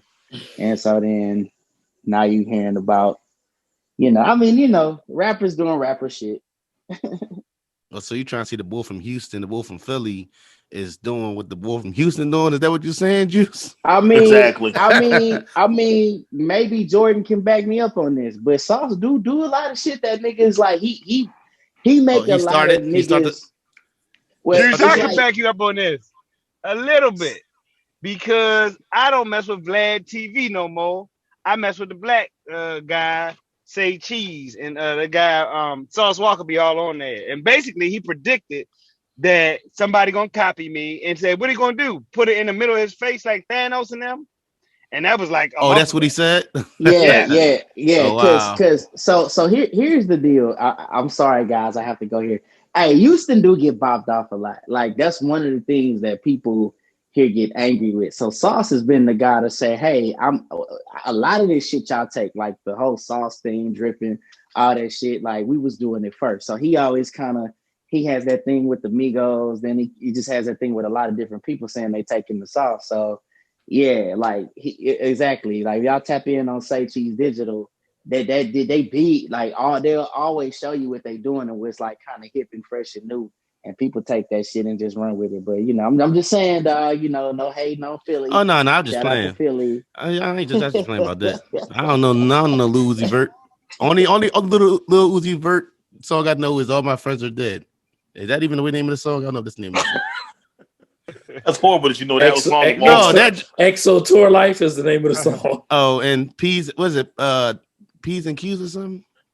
Those the only J's I know. Lil Uzi Vert. I thought that was E40. I don't know. I could be wrong. It might be E40. I could be wrong. I ain't gonna lie. I like the one of the early songs Uzi Vert had when I first heard of him. Jabari put me on, nephew Jabari. Remember I told y'all that? It was the Money Got Longer song. Money Got Longer. Yo, I seen something real old when he was rapping like a regular person. Like I seen something real old and he had all the tattoos and stuff and he was rapping. Like he could really rap. What y'all think about Insecure final season? I just watched all the seasons probably in the last year or so. I think it's a funny. Wait. We doing an Insecure update? No, I'm just saying, bro. It's the final. They're doing the final season, bro. How the fuck will we know that? You say, what do you think about it? Like, what are you talking about? It's supposed to be a big deal, bro. I think it's say something. No, we don't know this shit. I didn't know. I think it's bullshit. Flush, like you know what I'm saying. These. Well, Issa supposed to do a spinoff. Oh, I like the show. I like the show. What I'm saying. I thought Jay was saying bullshit. No, I'm saying it's bullshit that this is gonna be the final season. You know what I'm saying? Like, but you don't want to get watered down though. She might feel like she want to keep it. I think because they take so much time off, like it's hard to maintain that continuity over those. Yeah. You know, they take a year, at least 2 years off. These TV series they gotta figure. You right, Jordan. They gotta figure this shit out. This whole waiting a whole another season. We need to start. Somebody needs Tupac spirit in here with these all of them. Just knocking seasons out. Yeah, knock them out. Ain't nobody. My thing with P Valley was like, y'all supposed to did 2 seasons off the break. Yeah, because it'll be like, I ain't gonna say we'll forget about it, but in the way this world is, things do go through, like, you know, things are not, you know, we don't stay with them too much. You get what I'm saying? So even if it's a pilot, why would you not do at least 2 seasons? Because no one they ain't got the check for it. They ain't got the check for it. You ain't got to give you that money up front. You know how they go. But no. But like we were saying, remember we was like, yo, once they started, it was getting hits, like the love that it was getting. That's when they should have just went back to like, yo, scrap everything. Like we gotta get to the bag because the money gonna be there. That's the major. That's the stars or whoever. That's dumb not cutting the check. You get what I'm saying? They can't record it. They ain't got the money to do. No, I know. That's what I'm saying. Like that's where the studio's not paying attention. Right. Maybe somebody like a 50 Cent if he was still in. Yo, ain't no way they seen them doing that. I didn't know the first episode it was gonna be what it was gonna be. Even what you know what I'm saying. So I don't think you could have called that one. Yeah, that's true. But once you get that first season off, you should have had the second and third like ready. But I respect Insecure for to go back to that for stopping because of the day we've seen our favorite shows lose something trying to keep going, and it kind of takes away from, you know, the legacy of the show, like a Power. Because that last season I couldn't watch it. Did y'all do the Malcolm and Marie thing? Anybody got the chance to do that? Yeah, motherfucker. Look, yo, listen. This no, is the twist, right? No. This is the twist, right? Oh, hold up. No. Let's do this. Hold on. No. Can I say what happened? No. You can't. No. You can say what happened. You're about to try to shoot yourself. No. I'm not. No. What? Can I cut you off if you try to shoot yourself so bad? Yes or no? Yes, you can. All right. This whole episode, you be coming at my neck, and I've been real quiet about it. No, you have. No, not really. That's the beginning. It's the beginning. No, you can. No, you have. You have. So can I tell you why? Go ahead. Because you motherfucking sent the message out on Super Bowl Sunday to the entire squad talking about, hey, man, can y'all watch this movie? Right? I'm like, it's like fucking noon on Super Bowl Sunday. It was like 10. All watch it. It was like 10 in the morning. I put a 10 on it. It was 9:51 in the morning, Eastern Standard Time. You're right. I ain't going to hold you, right? I definitely felt like it came out at like 5 p.m. Eastern. Hey, cool, listen. I didn't even know. Maybe that's when I checked it, but I ain't gonna hold you. Like even going into it, because it's something the wife wanted to watch. Even going into it, I'm like, she's like, oh, you, because when I really want to watch something, I'm not doing other stuff. Like I'm not going in the bathroom, so I'm not pausing stuff or nothing at the beginning.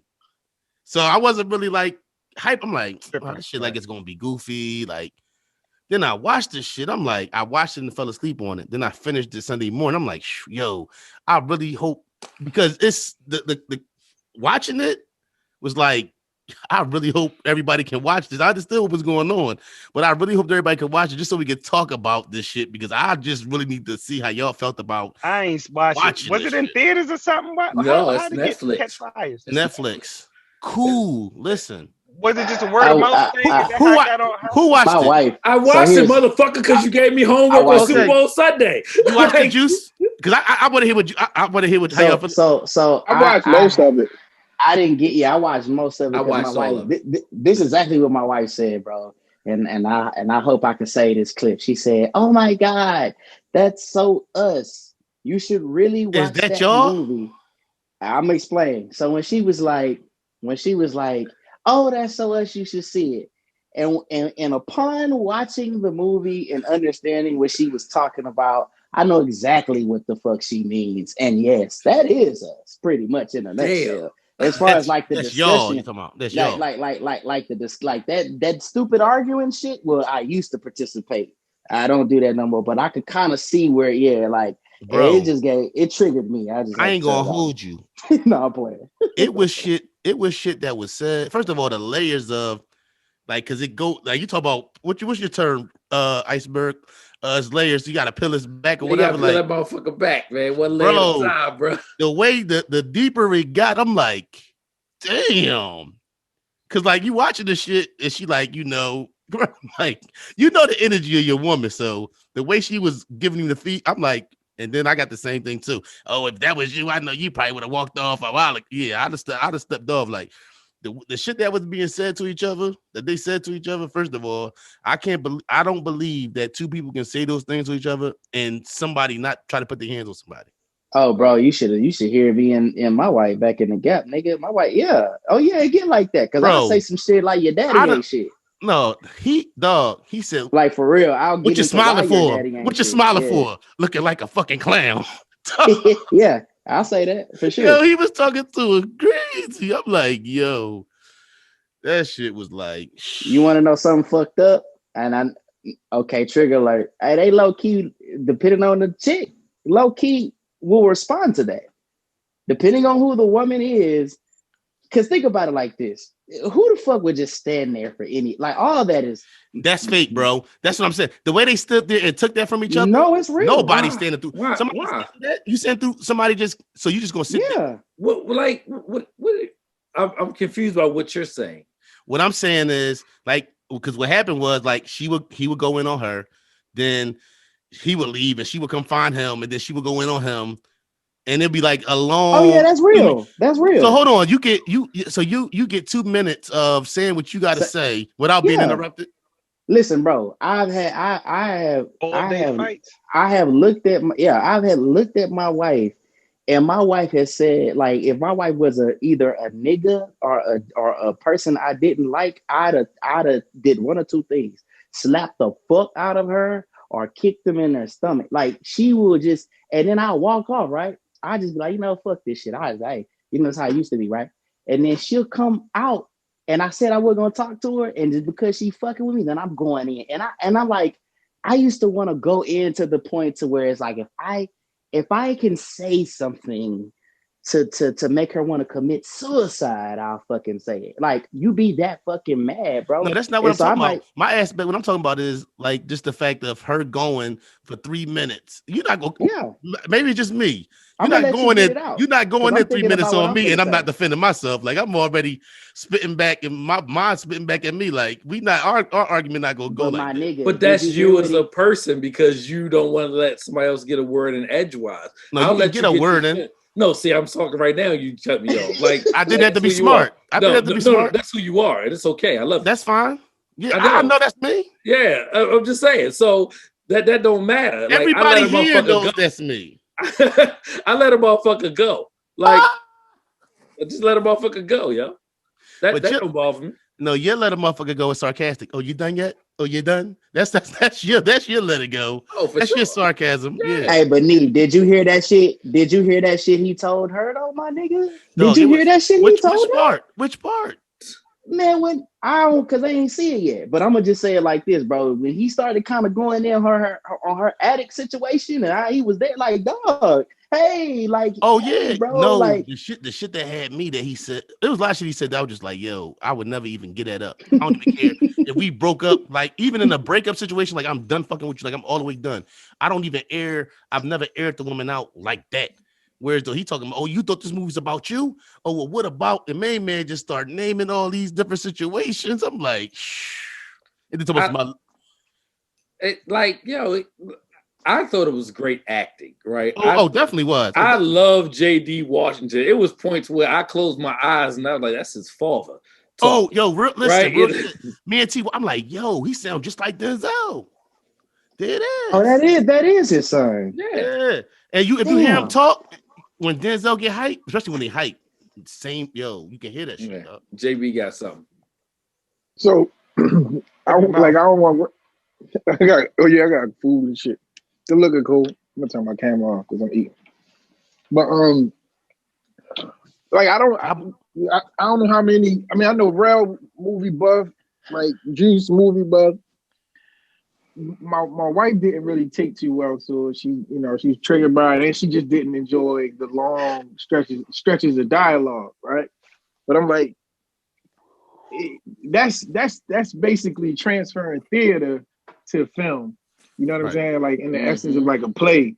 Right. You know what I mean? And if you can't really if you can't disassociate the platform, then you see a performance like that, and you're like, why the fuck is this long drawn out talking? And I think what they were able to capture was how I didn't necessarily, everybody was like, it's toxic. I didn't really see it as a toxic relationship. I think they were passionate about things that happened in that relationship as it grew and things changed. And if you ever, and like we kind of touched on this Saturday about a personal situation, like if you've ever been in a relationship for long enough with someone, it's gonna get funky. You know what I'm saying? And it's gonna get contentious. You're gonna have that point where bullets are flying, for lack of a better word. And I thought it was cool. I recommend or suggest to y'all, the listeners, another joint that's pretty good is another Netflix movie. It's called The Marriage Story. With Scarlett Johansson. Adam Driver. I don't know. Oh, that shit good. It's good. Yeah, it's really good. It's really good. Oh, my man, Kylo Ren.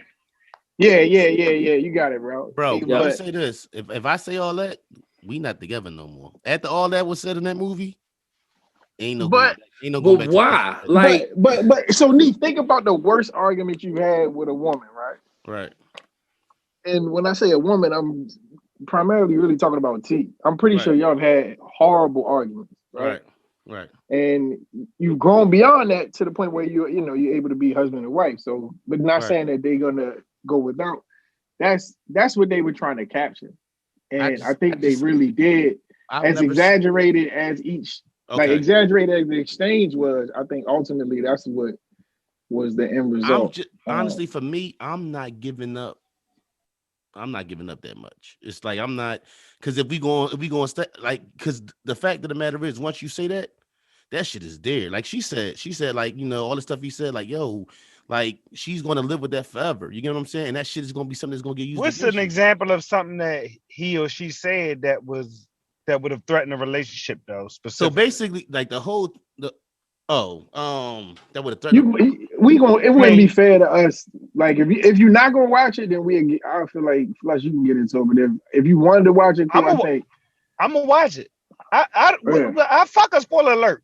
I mean, you know what? Go ahead. You know what? Hold on. Cool. Let me assist you. Let me throw you. I'm not gonna be like, oh, I'm glad he held on to that one. Let me tell you, I feel the energy, and I know where Cool is gonna go. So let's do this, please, for the sake of the listeners and ourselves. Please say exactly the thing in your mind for Cool that you thought was the deal breaker, and let Cool come through with his cool response. Right. And honestly, I can't finger point a specific thing that was said. I just felt like as I was watching it, I felt like, yo, I don't think I would be with somebody after that. That's how I felt about it. I can tell you exactly what I said because I watched it, right? So which part do you want to tell? What she said to him or what he said to her? Let's do what she said. If I say some of the things he said, I'm done already. I'm mentally not in a relationship no more. If I've said that to you. No, I'm just trying to get it from the perspective. Because I don't care. Because I don't care. Like some of the stuff I feel like he said. Some of the stuff I felt like he said. Okay, I'm trying. That's what I'm trying to do. Right. That's what I'm saying. So something that Zendaya said or something that JD said is what I'm asking you, right? So both. Give me one of both. Okay. So he was talking to her, and like Neat kind of said about, she thought that the movie was about her. But he said it was a combination of all the life experiences, right? So he was saying to her about how that walk was from this girlfriend, the way that, he was having sex with another girl and the things she did to him. So he was just laying out all the situations where he drew his inspiration from, right? And she was saying that his movie didn't have any substance, right? And he basically could have picked somebody else to play the lead role, and it should have been her, right? So she picked up a knife And he was like, yo, baby, put the knife down, put the knife down. So she got into this whole shit. And I was like, oh shit, she about to kill him. And then she let the knife go and she's like, nah, that's fucking acting. Gave him the fingers and then bopped off. And he was like, why the fuck you didn't do that out the audition? Right? So, because the crux of it was he got this award and didn't thank her. Right? That's his girl. The movie came out. At the premiere. He at the premiere, he didn't thank her, and she didn't understand why that didn't happen.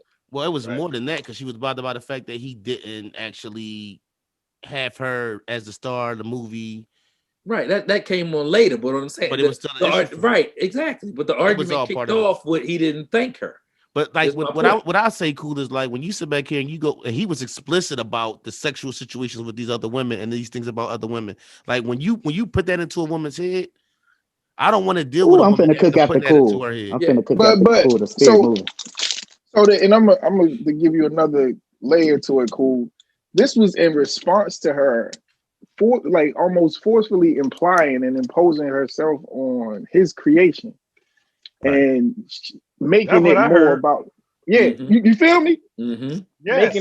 Making it more about her. After each of them talk, I kind of felt like they was right at that. Like you almost feel like they right when they finished in the midst of what they're saying. Am I like that was the purpose of the movie, right? Like that was the purpose. It's okay to argue and be right, and it's okay to argue and be wrong. So what? Right? And it was what I appreciated about it. It was honest. Like I want that now. You know what I'm saying? If you can be honest with me, I can be honest with you. We could get past that, right? Because if I'm gonna leave you for you being honest with me, and I'm gonna leave you for you being, you know what I'm saying, me being honest with you, then we never had nothing in the first place. And all we'll do is look for another bullshit ass relationship where we can lie to each other, right? That's what I'm sick of today. At 40, like let's amen. But it's something. It's something to say it. Is there something to be said about his delivery on it though? No, not at all. I didn't even see it. Not at all. No. And I'm gonna let you know why.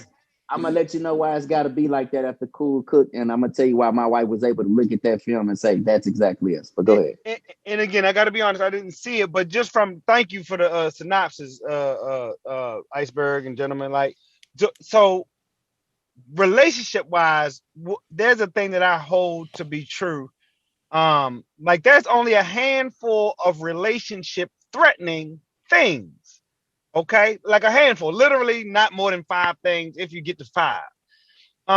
And those things tend to be the breaking point tend to be different though, right? For each individual couple, I guess, right? So one man's ability to tolerate infidelity from his woman, for example, is another man's ability to tolerate his lady's smart mouth running off all the time.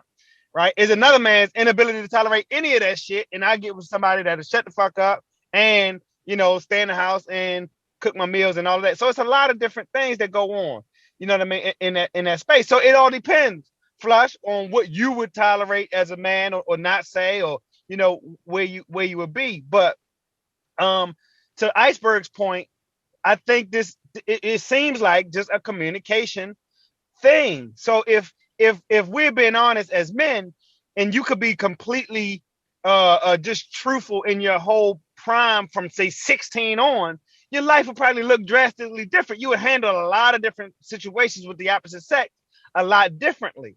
And then now at this stage in life, you ain't even got no time for no veneer, no time for no bullshit, no time for no you mad, but you can't express your feelings at the same time, even if they bullshit made up. I don't give a shit. Ultimately, either you're gonna get down and lay down, feelings. So I don't know if the dude created something and she just wanted to be a part of it. That's actually some classic. That's some classic man woman shit. You gotta watch it, Cool. You gotta watch it. No, like classic. That's some classic wife husband shit. I mean, classic. I don't even want to get too deep, they was girlfriend and boyfriend. Yeah, but they still ended up like I love you. You know what I'm saying? Boyfriend, shit. You think husband, wife, shit. Like. So if you're talking about a woman not knowing what her role or desiring more out of her role and position, and that being contentious, or a man trying to build some shit or build on some shit, and a woman not knowing how to support, or two broken people not even understanding they broken, and so you had these day-long fucking arguments or fights in the street, but y'all fucking tomorrow. Y'all fucking tomorrow. Preach. Y'all fucking tonight, and y'all was fighting in the street. Y'all got the scratches on you. Right. Keep preaching. You know what I mean? You slap, and you call out of work, and then y'all back. Damn, I miss those days, boy. God damn. You by yourself, brother. If we being honest, you by yourself on that one, brother. Here's the deal. That situation ain't blow up the relationship, but somebody else it might have. You know what I'm saying? Yeah. We too healthy around here sometimes. Here's the deal. I actually heard this in the Clubhouse conversation, because I like to listen to the cap that people have there. But I will say that the one thing that was said is true. Women hold the key to sex and men hold key to the relationship. Once you figure that out, a lot of things will begin to change for you. And here's the deal. The dating concept and the marriage commitment model are two totally different worlds. They're not the same. And often we try to confuse outings with dating. I'm not dating this person. It's a little different, meaning that there's gonna be one day I'll be shitting on myself and they'll be right there. Meaning that it's gonna be some times where I'm depressed and they're gonna be right there. I'm gonna be sick. I'm gonna be at my lowest. You gotta deal with the shadow me if you want to deal with the sunny me. And that's the thing that will happen. Sometimes you do get mad. Sometimes you do some vile, disgusting shit when you're alone. When you're with somebody for the long haul, you can expect to see that. You can expect to be moody. You can expect, as they say, love will make you do wrong and do crazy and shit like that. It will. But but sometimes this is worse and amplified, as Cool said, when you're broken. And so when you're looking for someone to change who they are, to be someone for you to get you peace and happiness, this is when you're going to have possessiveness, obsession, shit gonna get Clorox, bleached, and all that. And so we have to have a greater understanding. I too am someone that when I make my art, it's really happening. If I'm talking about a bitch and it don't sound like it's my wife, you're right. It was someone else. Like, when I have these experiences that I'm talking about, I am a man who had to sit my wife down and say, this is my life. This is who I am. This is how many women I've slept with while I've been married to you. So trust me, there's a lot of things you could do and say to somebody that movie can't even capture, but it can get pretty fucking close to it. And so you want that kind of, as vile as that look, the reason why those two could always come together at some point, or even in the end, we can always say, I love you, is because deep down, subconsciously, you do respect that a motherfucker's being honest with you. You do respect that a motherfucker is really letting you have it the way you supposed to have it, because that shit's not going to always be sunny. Sometimes sometimes the man do need to hear, hey, you a sorry ass nigga. You need to get up out the couch, nigga. You looking like a bitch. That's going to make him act, because he got to reflect. Sometimes you got to let her know, hey, shut the fuck up. Shut the fuck up. Director. I made the movie. We're about to be rich. We're finna go somewhere. I didn't thank you, but you're about to be driving a fucking Rolls Royce. Shut the fuck up, bitch, or I will replace you. Right. She's gonna shut the fuck up. We all need sometimes to get a better understanding of things, and it doesn't always come so rosy. And I feel like a lot of times men and women want things delivered in a certain manner, but the best thing for you was the reaction. So I have to say this, I say this a lot in most of the rooms I go into when we start talking relationships. I always ask anybody, if you got over 18 years of marriage, you got the floor. But if you don't, you should shut the fuck up, because in any other field, we listen to the expert. There's no way I'm gonna go into the podiatry office and start telling Cool what the fuck I know. That's just not gonna happen. So it's like we need to do that with other places. So when it comes down to marriage too, guess what? I didn't have bleach clothes. I'm talking because somebody need to hear this. I didn't have bleach clothes. I didn't fuck. She didn't fuck back to try to make me upset. But you know what? We still together with 5 kids. That's what matters. We're building a legacy. We get past shit. You go through the ups and downs, and I realize, hey, you know what? You still with me after all this shit? You still love me? You deserve look me in the face? Then you deserve to fuck with me then. And I'm gonna fuck with you too, because I done did some real fucked up shit. And shit that I can't even talk about, fucked up shit. You gotta get there to be where you at. So I suggest everybody go out, check that. If you haven't checked the movie out, and hopefully we haven't given up too much. I don't think we gave up a lot. I think it's still something you can watch. Should have seen it by now. Fuck out of here. If I got to watch it after Super Bowl. So hold on. Shouldn't be mad. Hold on. So after me giving you late homework, it was really worth it. Bro, I never said I wasn't going to do it. I just gave you shit for giving me fucking homework on Super Bowl Sunday. That's fine. That was the issue. Like, all right, that's fine. I got some quick joints. Courtside Karen versus LeBron. I know this seemed like it was a long time ago, but the white lady I guess LeBron and her husband had words, and then she had words with LeBron, and she ended up getting kicked out the game. And I guess they both ended up apologizing. Y'all see that? We talked about a STFU situation. There was a couple STFU situations on this podcast. Wait, they apologized? I think she said that she was on. I think LeBron was like, they should have got thrown out. There's no way a woman should have been arguing with LeBron James. Period. Right. If your husband was arguing, your husband was arguing. That's that's where we at with it at this point, because men can kill each other. We talked about this on this podcast, right? This episode, right? Right. That lady rest her soul, but she came out the house fussing, not to go back to it. And she probably might not have died because part of his trigger was her talking. So this Courtside Karen ain't no equal footing. She there because her husband paid for them tickets. Let's be honest. We don't know that lady. She probably don't know that much about the game either. All she know, LeBron was talking shit to her husband. She was filming and she was there to see LeBron. What are we talking about? Come on. Sure. They paid for those seats. LeBron didn't pay to get in the building. Right. How about escort LeBron out because they was arguing and then continue with the game? Yeah. Nick Cannon and Viacom reunite, and he's doing the Wildin' Out situation. How y'all feel about that? I want the details exposed, please, to the public. I want to know. You need more information? More information. I mean, no. I just want to know what they paid them. I'm getting tired of niggas running back to Massa. Like, I'm getting tired of that. Not the pocket watch, but I feel like you said, like he could have pulled a Joe Button. He don't need the work. He don't need that job. And I heard it's about to end it anyway. It's not a job. It's his brand. Like, he built it back up without true. He was about to end it too. So I'm just saying, like, I don't think like the be like, he ran back like he had to. Like, it's obviously it's something he wants to do. It's not like a necessity. The tours were successful. Like, if I'm Nick, I'm taking my show on the road.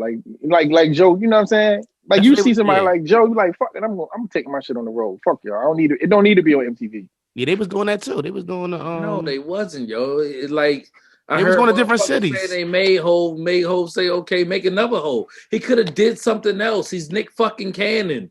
Like, that's all I said was that they were taking it. They were going to other cities doing shows. Yo, I don't care. They was going to other cities doing a show as the brand. You should fucking create something else. Is my point. 85 South did right off of that. I didn't say that. All I said was he said that they should have been on the road. I said they was. I understand what you're saying. I don't care about Wildin' Out Road Show. What I'm saying is Nick Cannon should have done something else. Nick Cannon's big circus tour on the road. Yeah, like he could have called it and brought them in. Say, Nick, you can't do comedy anymore. Like, I'm just trying to figure it out. Like, why run back? You know what I'm saying? You went back to the fucking slave plant, dog. Hey, Jay, you see I'm about to fuck him up, right? You see I'm about to fuck him up? I'm really trying to chill, like. Well, I knew you were looking at me. Say what you gotta say, bro. Bro, just listen. I think I know what you were saying, Neve. I know what you were saying. Like, I wasn't saying he was wrong. I wasn't saying none of that. I was just saying that Neve was saying that he. So why did you think I was talking to you specifically? I was talking to. He was talking about the road show, like that they did do it. They did do a road show. Right. That's all I was saying. Road show for what? Well, they fucked the road show for what? Is what I'm saying. Road show for what? Jordan says something about. So back to my point about doing something else. I don't give a fuck if he did a road show, a side show, came and did a basement show in my fucking house. Do something different, dog. That's my point. God bless you, Terrell. God bless you, man. Goddamn, buy your own shit, yo. Like, do something different, dog. I've been talking about for months. They ain't been playing nothing but ridiculous. We all cut MTV on right now. Ridiculousness is on. They needed Nick Cannon more than Nick Cannon need them. So with that being said, I told them, suck my you know what. Fuck out of here. Right. Turn Power into Power Book 2 into BMF. Into that ABC crazy, Life shit. No way I'm going back. Oh, this is this is the Iceberg coming out show. Okay. He all fired up. I want to know what I'm gonna listen to this like 3 times to find out what triggered him to make him be this active. Nothing. Nah, you triggered today. I don't know what's going on. I'm not. I'm just talking. Like, keep talking, brother. God bless you, brother. God bless you. You keep trying to change my points and the things. I'm not arguing with you. You trying to. I'm feeling you, Iceberg. Thank you, cool. Like either way, listen. If I'm listen, know what? Call that shit in and out. I don't call that shit something, but it's Nick Cannon's. Regardless of it was a dude on the internet. It was a dude on the internet, and he was like, he should have moved to fucking Nigeria or some shit, and the whole world would have supported it. You see these artists streaming #1 across the world, these African artists, they killing the game right now.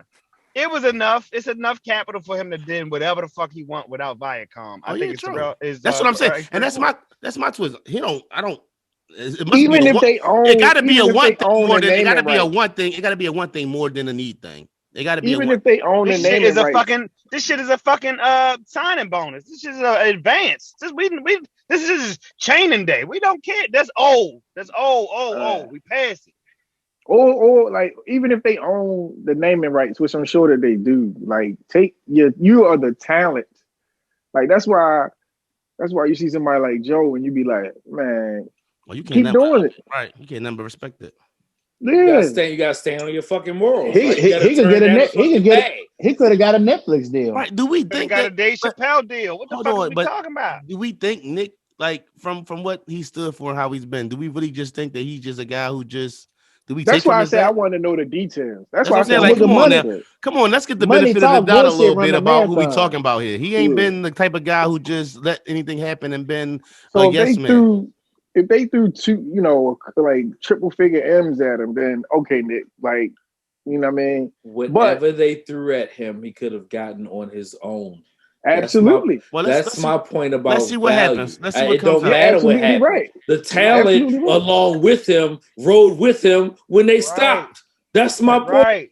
Like they didn't pick up, and that's a big deal. So when we talk about like when I first say do something else, when I say 85 South, who is that? Carlos Chico Bean. That really came out of the Wildin' Out. It was spawned and birthed by that. All these dudes, like these dudes on Corey Holcomb podcast, they rotated on.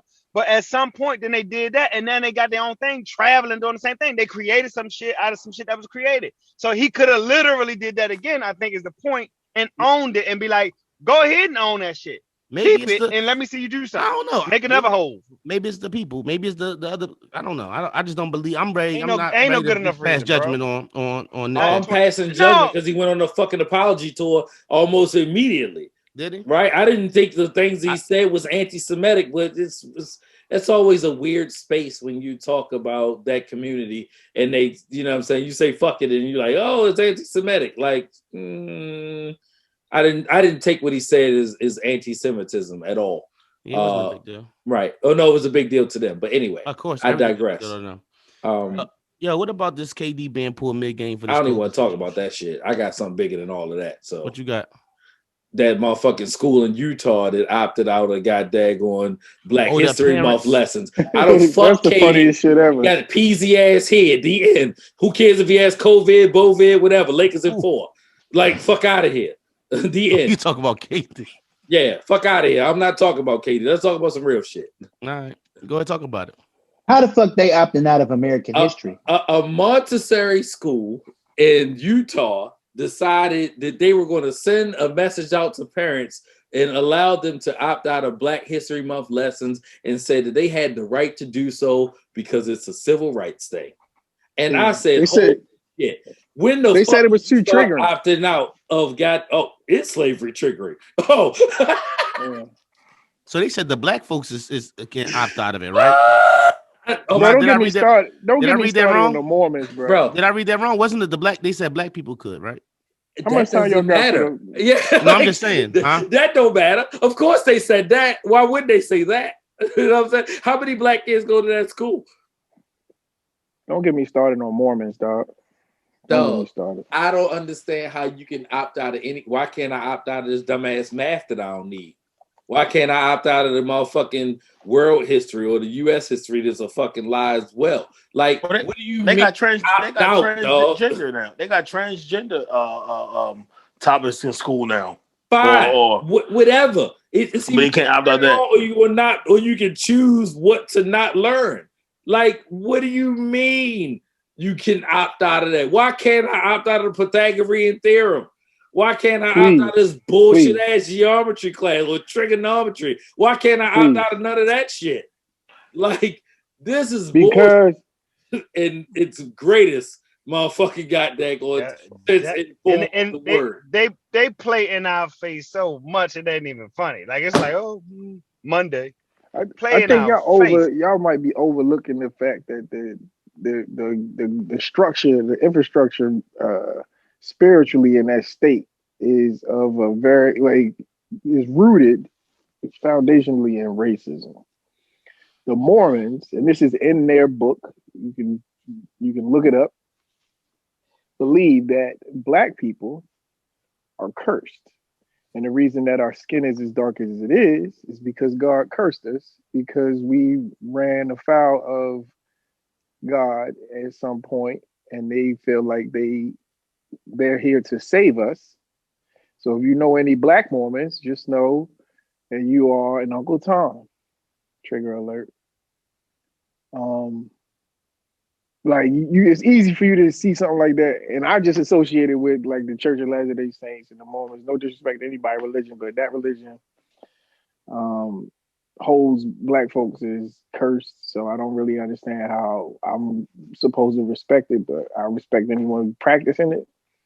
I hope no one is offended, but if you are, I'm not cursed, so I don't really care. They opting out of something that should be a part of everyone's life in this country, but like Cool said, they play in their face. But for that to be the situation, that would be admitting that your ancestors or whatever did some wrong shit. You know what I'm saying? That's what it all comes down to. No, nobody want to sit back here and face the facts. Talk about, what this all stems from, and it all stems from black fuck people. Them, fuck their kids. Right. If that's what they want to do, fine. Right. If it ain't that, so here's what we do, black people. Let's not move there. Let them stand there, homogenous, bland. Well, hold on. Wasn't we just saying that that Black History Month in general was? I think JB was talking about how basically what's being learned is just so limited. You don't fucking give up. You don't fucking give up. You don't say the Rooney Rule not working, so fuck it. Let's just hire all white people. True. Right. Yeah, they teach what they want to teach about certain individuals. They don't go into depth about it. That's a fact. Yeah. Right. True. So yeah. What about y'all see this? You don't try to keep the lie going. You can even let that shit ride out. Like you see this dummy? Say Christopher Columbus Day over and over again. Yo, that shit is a day. I mean, I take it though, but you know what I mean, but yo, you see this dummy that put Gorilla Glue in her hair and now trying to sue the company? Funny. Oh, that shit hilarious. She's trying to sue the company? Yeah. She's trying to sue the company now. She's talking about there was no warning on the can for her not to use in her hair. And the why label was she using on her hair? Because she ran out of regular holding glue. She ran out of got to be glue. Yeah. And holding glue to gel down her hair. And now she used industrial strength Gorilla Glue. Right, the same shit I use in my garage to put shit down. You could keep your motherfucking bumper in your car forever with that shit. Yes. Right. Like concrete. And now she sprayed it. So now she went to the hospital. They put all types of acetones in her hair. She washed her hair 20 times or so, and it hadn't moved. And it's a bit over now she's pretty much bald headed. So it's still there. It's still there, right? I'm pretty sure they cut her hair off. No, she was on something. Said they couldn't get a razor or nothing under there yet. I see the picture. Right. So the hair. I don't know if that right? was her. I saw that picture too, but it didn't have her face on. I think people were reaching. I the definitely last heard thing was they caked up and then it re-hardened. So what I was, I was talking to one of my female friends about it, right? And I'm in a couple other groups about this, and they were saying, one, I don't think she's gonna get anything out of the lawsuit. But two, if she was smart, she would wait a few months and let the new growth kick in, cut it down, and then start all over again. It's still gonna look crazy up there, though. It's definitely gonna look crazy, but she's a fucking idiot. Ain't nothing smart about none of this. If you believe everything, ain't no smart way out of this. Fuck out of here. She's an idiot. Is she not? So you mean to tell? How old is this young lady? She got a verified account now. Like that's how popular and viral this. Oh yeah, dog. It's 2021. You can go to your phone and find out if you can use something. We don't live in an age where that we used to live in, where you can sit back here and really hold on. So her name is Tessica Brown. Jessica Brown. So she substituted Got to Be Glue spray with industrial strength glue, and when she ran out, her hair doesn't move anymore, and it didn't move for 3 weeks. Then she claims she washed it 15 times before going to the hospital, and it's when she taps it, it's thick, it's hard, it's damn near cement. You can't listen, bro. You can't be like, if she was. Respectfully, you cannot say if she was smart, she gonna let it wait a couple months, let it grow, and then cut the new growth out. That shit is on her head. It'll damage the goddamn cells before it let some regular hair grow up underneath some fucking concrete. Just like grass when concrete is on it. You know what I'm saying? Her ass should have been gone to the doctors 2 days after she a day after she realized she walked around 3 weeks like that. Industrial stream glue. And who the fuck is wearing a hairstyle the same that you can't wash for a month before you say something? And why is you putting it on the internet? And who bought the goddamn glue in the first place? Ain't a man in the house that told you don't use that shit in your head? No, she did it because she's a TikToker. That's how she like Ralph said, she's got a blue check. This shit like the she got a blue check from having fucking Gorilla Glue in her head. She's the Gorilla Glue girl. She got a blue check a day ago from this shit. She was a regular broad on fucking TikTok with regular pictures. I looked at her Instagram 2 days ago. 2 weeks ago or whatever. 6.4 million followers. Yeah. Hey, we need more men around. We need more men around. 2 days ago, bro. 640,000. I didn't even know Gorilla Glue had a spray. Like, it was a spray. I didn't even know. It's a spray. So she was spraying it. Spray it. Yeah. It's called Gorilla Glue. She had to chink it up like fucking spray paint though, bro. I mean, come on. She did a whole head. She did a whole head. Yeah. You tap it, it's like ting ting ting ting ting. Because I know that this is a young black sister again, and I'm specifically just talking to our community. Forgive me, everyone else. We need men around. Remember when we were little kids and we used to have that argument that girls are smarter than boys and shit like that? Well, it's when shit like this that pops up that makes us question. I don't know. It's a little boy pilled out on her couch was like, yeah, go ahead and do that shit. So again, a man, just for the people, for the people, right? It ain't enough men to go around, Juice. The bottle, the can looks like this right here. This is exactly what the can. No, I said men, not males. That is said can, bro. This is the can. This is what I use to do work on my car, to put stuff down and send material like to do my interior, and it does not come up. This is said can. That shit crazy. It says it on here: spray adhesive, heavy duty. So do you think this gonna come off her head? Where did she get it from? Was it like in somebody? Oh, she went and bought it. No, she got out of the house. It doesn't say that. Right. So somebody, that's what I'm saying. So like somebody had it around the house and she just was like, I mean, I don't know her situation. Did she live together? Did she got a dude? I don't know none of that. Right. But right, of course. I'm just saying she didn't buy it for her hair originally. She just got a glue. Ain't no man in the house that let that lady walk around with her hair. He could have been at work. Ain't no man in no house that let that lady walk around with that shit in her hair for no month and not go to the hospital. She probably ain't tell nobody. Bro, if T had the same hairstyle glued to her head with a dumbass ponytail for a month, you gonna say something, brother? I'm be like, yo, what the fuck is going on? Right. It says it on the bottom. And if you touch it, if you touch it and it's hard as fuck, you're gonna say something the same day. My wife is the queen of looking stuff up, but she don't look it up one time. She look it up. She not doing nothing unless she see like 15 different views on that shit. Thank God for a woman like that. Do we know if there's like a cognitive issue with that sister? Like, does she got mental issue? I don't know, but she didn't look at the bottle. She didn't look at the bottle because the bottle in bold letters it says keep a watch out of children.